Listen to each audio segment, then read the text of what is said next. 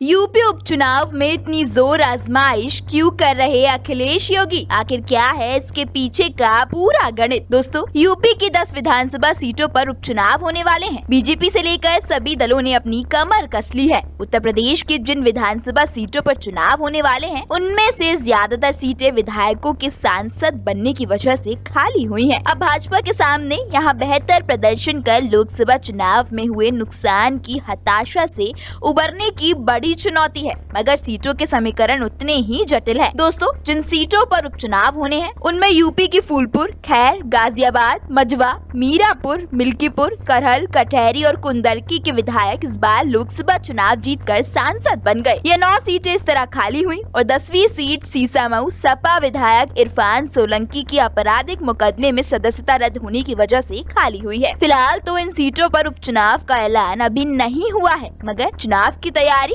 मुख्य विपक्षी समाजवादी पार्टी के साथ ही सत्तारूढ़ भारतीय जनता पार्टी ने भी शुरू कर दी है। मैनपुरी की करहल सीट से समाजवादी पार्टी के मुखिया अखिलेश यादव विधायक थे। करहल सीट अखिलेश यादव के सांसद बनने के बाद में खाली हुई है। सूत्रों के मुताबिक इस सीट से अखिलेश यादव के परिवार से तेज प्रताप सिंह यादव को चुनावी दंगल में उतारा जाना लगभग तय है। वहीं बीजेपी भी इस तैयारी में पूरी तरह से जुट गई है। अयोध्या की जमीन पर बीजेपी को करारी शिकस्त देने वाले अवधेश प्रसाद की सीट पर बीजेपी को अपना बल दिखाना पड़ेगा।